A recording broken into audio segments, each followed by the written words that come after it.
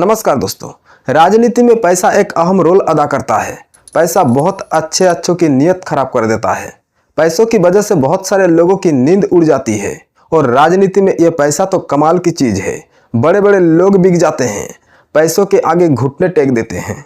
आज आपको बताएंगे देश के सबसे बड़े कॉरपोरेट वर्ग के बारे में, जिसमें मोदी जी भी हैं, अडानी भी हैं, अंबानी भी हैं। आप इस वीडियो को पूरा देखना, तब आपको पता चलेगा असल में देश के राजनीति में चल क्या रहा है।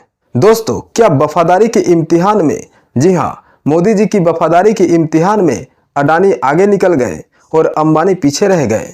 और क्या इसीलिए मुकेश अंबानी आज के वक्त में मोदी सरकार के रडार में है? और क्या यह भी बात सच है कि मुकेश अंबानी के कुछ लोग विपक्षी नेताओं के संपर्क में है, यानी मोदी जी के जो दुश्मन हैं, राजनीतिक शत्रु हैं, उनके संपर्क में है? और क्या ये बात भी सच है कि मुकेश अंबानी इस देश के सबसे अमीर आदमी, देश का मिजाज समझ रहे हैं और धीरे धीरे खुद को गुजरात लॉबी से दूर करते जा रहे हैं? और दोस्तों, हर सवाल पर आज बात करेंगे, लेकिन इससे भी बड़ा सवाल यह है, कल तक मोदी जी अंबानी के हर जलसे में, हर उत्सव में शामिल हो रहे थे, शरीक हो रहे थे, लेकिन अचानक मोदी जी मुकेश अंबानी से क्यों नाराज हो गए? और इसी नाराजगी को लेकर पिछले कुछ समय से अंबानी परिवार के साथ बहुत कुछ हो रहा है। जो कुछ हो रहा है नेगेटिव ही हो रहा है।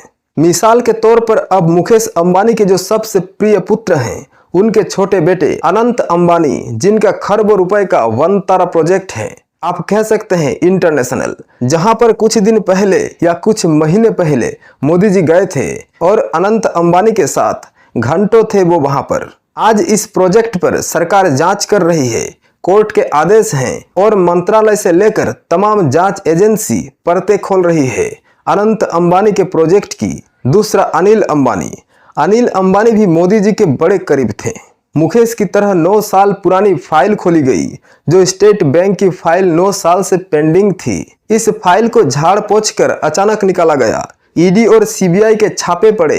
पर यहाँ पर एक चीज मैं क्लियर करना चाहूंगा कि अनिल अंबानी के मुकेश अंबानी से बिजनेस रिलेशन नहीं है, लेकिन पर्दे के पीछे दोनों भाई आज के तारीख में काफी करीब हैं, काफी करीब। तीसरी बात, ड्रीम 11 जिसकी स्पॉन्सरशिप का लोगो आप भारतीय क्रिकेट खिलाड़ियों के जर्सी पर देखते हैं।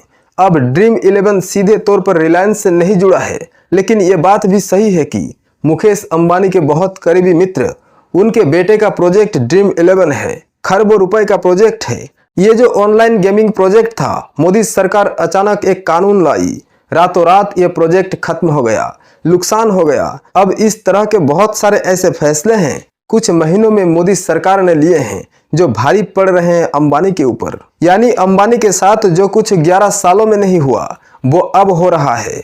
और इसके जो रेमिफिकेशंस हैं, इसके जो नतीजे हैं, कहीं ना कहीं देश के सियासत में खलबली मचा सकते हैं। ये मैं आपको आगे बताऊंगा, लेकिन दोस्तों, पहले मैं उस सवाल का जवाब दे दूं जो मैंने आपसे सबसे पहले कही कि मुकेश अंबानी से अचानक मोदी नाराज क्यों हो गए। इसके कारण है ट्रंप, जिन्होंने मोदी जी को न्योता नहीं दिया, मोदी जी को अपने शपथ ग्रहण समारोह में नहीं बुलाया, प्रधानमंत्री को नहीं बुलाया, लेकिन सेठ साहब जो हैं, यानी मुकेश अंबानी, वो इस झलसे में गए।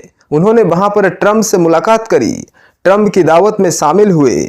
मोदी जी को बुरा लगा, और यही नहीं, कुछ दिन के बाद जब ट्रंप मिडिल ईस्ट आते हैं, सऊदी अरब के क्राउन प्रिंस से मिलते हैं और भी मुल्कों में जाते हैं, मुकेश अंबानी फिर पहुंच गए वहां पर। जी हाँ, दूसरी बार पहुंचे। और कहीं ना कहीं ये एक बात थी जो नागवार गुजरी मोदी लॉबी को। दूसरी बात, क्यों नाराज है मोदी?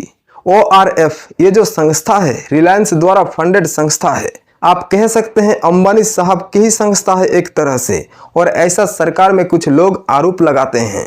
मोदी जी के कुछ लोगों का आरोप है कि ORF विदेश नीति में दखल दे रहा है, और कहीं ना कहीं भारत के जो संबंध खराब हुए अमेरिका से, उसमें ORF की भी भूमिका थी। उस अमेरिका से या उस ट्रंप से जिससे बार बार मुकेश अंबानी मिल रहे थे, मोदी जी को अच्छा नहीं लग रहा था। यानी मोदी जी की बात नहीं हो रही है ट्रंप से, और अंबानी दावत उड़ा रहे हैं ट्रंप के साथ। और एक बात है कि मुकेश अंबानी को जो गुजरात लॉबी यानी अमित शाह और मोदी जी हैं, वो कहीं ना कहीं लॉयल नहीं मानते, वफादार नहीं मानते। उनको लगता है कि अडानी उनके ज्यादा करीब हैं, आइडियोलॉजी के लिए भी ज्यादा करीब हैं और वैसे भी ज्यादा करीब हैं।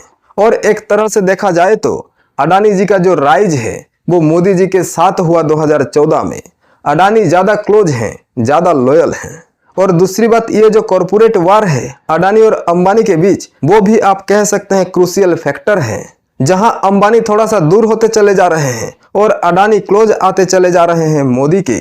और इधर भाजपा का मानना है या टीम मोदी का मानना है कि मुकेश अंबानी और उनके कुछ खास लोग, उनके कॉरपोरेट जगत के कुछ खास लोग कई विपक्षी नेताओं के संपर्क में हैं। इनमें कांग्रेस के कई बड़े नेता हैं, इसमें तमिलनाडु के मुख्यमंत्री भी हैं, इसमें आप कह सकते हैं कि तेलंगाना के भी मुख्यमंत्री हैं, रेवंत रेड्डी भी हैं, इसमें DK शिव कुमार भी हैं जो डिप्टी चीफ मिनिस्टर हैं कर्नाटक के, जो राहुल गांधी के बहुत करीबी माने जाते हैं। ऐसे कई नेता हैं विपक्ष के, राहुल गांधी के करीब के या कांग्रेस के करीब के या इंडिया अलायंस के, जो मुकेश अंबानी के लोगों के साथ संपर्क में है।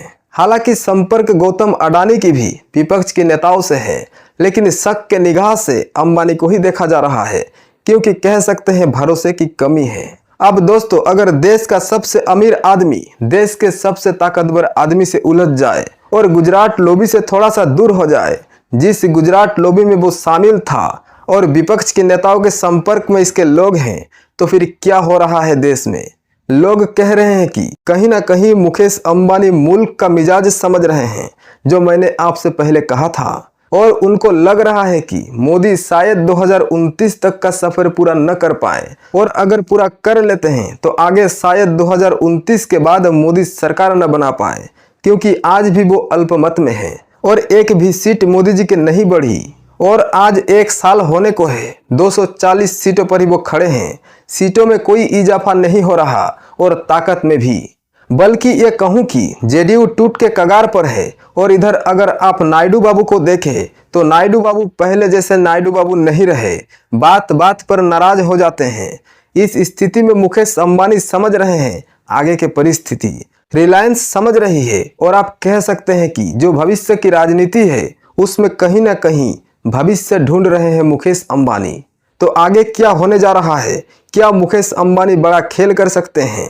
और वो कॉरपोरेट जो सरकार बनाने और बिगाड़ने में या गिराने में जिसकी असली भूमिका रहती है, वो मुकेश अंबानी आगे क्या करने जा रहे हैं? क्या मोदी जी के साथ कॉम्प्रोमाइज करेंगे या फिर बड़ा खेल करेंगे? ये देखने वाली बात होगी। नमस्कार।